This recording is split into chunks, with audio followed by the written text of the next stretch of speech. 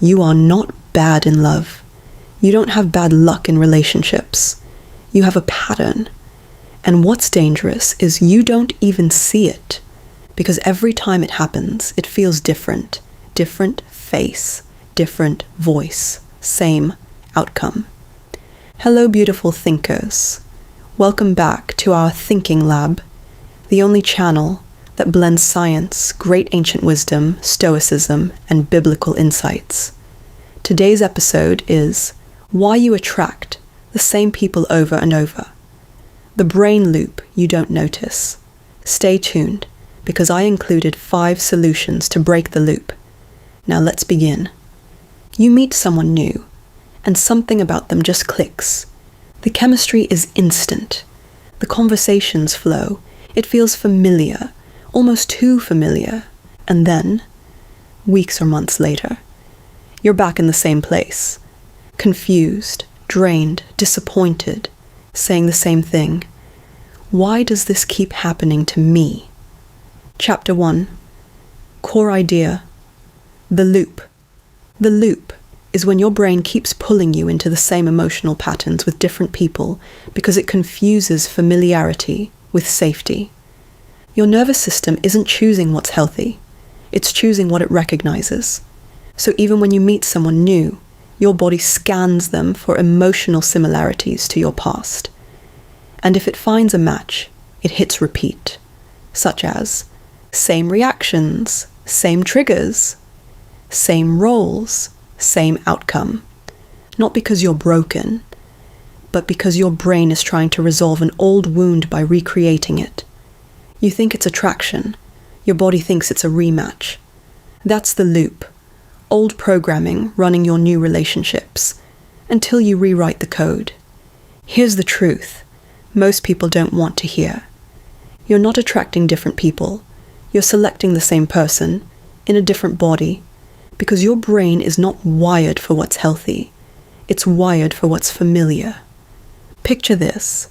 You're standing in front of 3 different doors. Each one has a different name, different face, different story. So you pick one, thinking, this time it's different. You walk in. At first everything feels new. Fresh energy, new conversations, new hope. But then, the tone changes. The silence feels familiar. The distance feels familiar. The confusion feels familiar. And suddenly, you realize you're not in a new room. It just has different furniture, same arguments, same emotional patterns, same ending. You walk out, frustrated. Go back to the hallway. Look at the next door. Different name again. And somehow, you still end up in the same room, because the problem was never the door. It was the pattern choosing it. Chapter 2. The science brain loop. Your brain runs on something called a prediction loop. It constantly scans for patterns it already knows. Not because they're good for you, but because they're predictable. Familiar equals safe, even if familiar is toxic. So if your past was emotionally unavailable people, inconsistency needing to earn love, your brain says, I recognize this. This must be love. Picture this. You walk into a room full of people. One person is calm, consistent, emotionally available. Another is unpredictable, distant, slightly hard to read. You feel pulled toward one of them.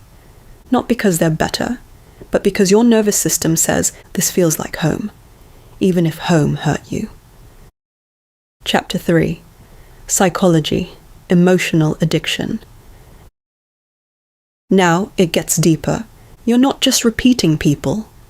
You're repeating emotional states. That emotional roller coaster? Highs, lows, uncertainty. That's not love. That's dopamine addiction.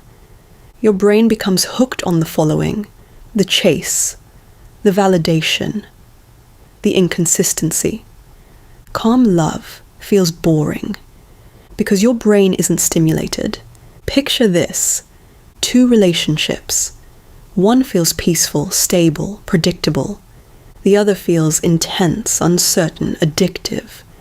You say you want peace, but you choose intensity, and then you call it passion. Chapter 4. The memory loop. Your nervous system recreates what it didn't repair. Your nervous system has a rule: repeat until resolved. So if you grew up with the following: inconsistency, emotional distance, unpredictability, caretaking roles, walking on eggshells, being the strong one, your body will subconsciously seek out people who recreate that emotional landscape, not because you want it, but because your system is trying to finish the story. It's trying to win a game you never agreed to play. This is why you can say, "I'm done with this type," and then you meet the same type in a different outfit. Your conscious mind chooses differently. Your nervous system chooses the same. Picture this. You're minding your business, drinking your water, exfoliating, healing, glowing, feeling like the upgraded premium ad-free version of yourself. You've done the work. You've watched the pep talks. You've therapized your inner child so much she's now sending you invoices. You're healed, or so you think. Then someone new walks in. Different face, different shoes, but your nervous system takes one sniff and goes, "Oh, we know this flavor of disappointment." And suddenly you're acting like you've been cast in the reboot of a show you swore you quit. Overthinking like it's cardio. People-pleasing like it's a side hustle. Ignoring red flags like they're on clearance. Because your body isn't reacting to them. It's reacting to the emotional Wi-Fi signal they share with someone from your past. You think it's attraction. Your nervous system thinks it's a family reunion. It's not love. It's not fate. It's your trauma whispering. Let's see if we can fix it this time. Spoiler alert. You cannot. You will simply earn new material for your therapist. That's the memory loop. Your past keeps hitting repeat, and you keep dancing like you don't recognize the song. Chapter 5. The chemistry trap. Why the wrong people feel so right. When someone matches an old emotional pattern, your brain releases a cocktail of dopamine, cortisol, and oxytocin. It feels like fate. It feels like, this must be my person. But biblically, this is the danger of leaning on feelings alone. Jeremiah 17:9 says, "The heart is deceitful above all things." Not evil, just easily confused, easily triggered, easily addicted to what feels familiar.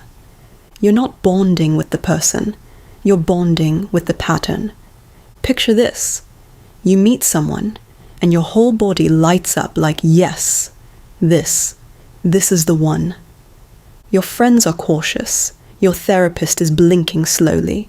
Your nervous system is doing cartwheels like it just found its long-lost soulmate. But here's the savage truth. It's not soulmate energy. It's trauma déjà vu. Your brain isn't saying, "I feel safe." It's saying, "I recognize this emotional chaos. Let's bond immediately." That spark you swear is destiny is actually your nervous system hitting the panic bond cocktail. A little dopamine, a little cortisol, a sprinkle of unresolved childhood patterns. You call it chemistry. Your brain calls it unfinished business. And the wild part, the healthier someone is, the less chemistry you feel, because they don't activate your old wounds. So you label the stable one as boring, and the unpredictable one as magnetic, not realizing you're confusing activation with attraction. That's the chemistry trap.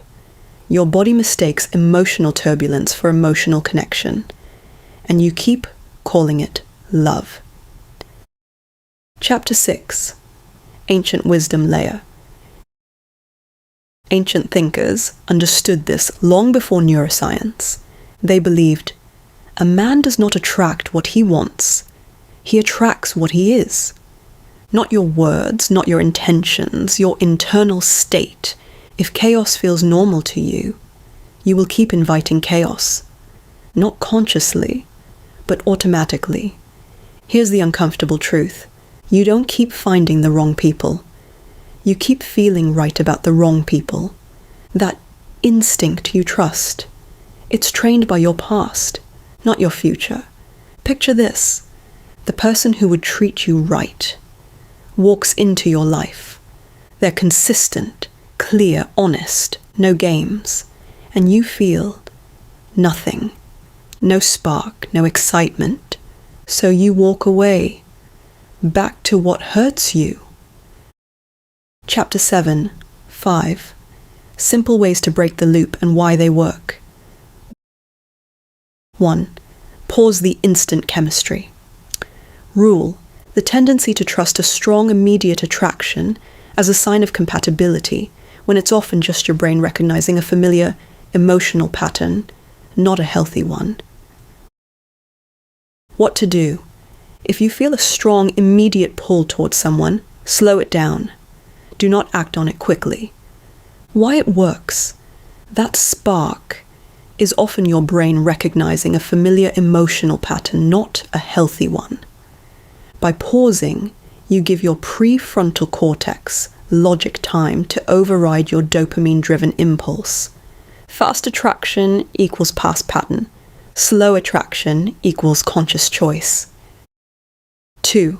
Flip your dating filter. What to do? Stop asking, do I feel a spark? Start asking, are they consistent? Do their actions match their words? Do I feel calm around them? Why it works? You shift from emotional addiction to behavioral evidence. This rewires your brain to associate safety with attraction instead of chaos. 3. Track patterns, not people. What to do? Write down your last 3 to 5 relationships or situationships. Look for repeated traits such as emotionally unavailable, hot and cold. You overinvest early. Why it works?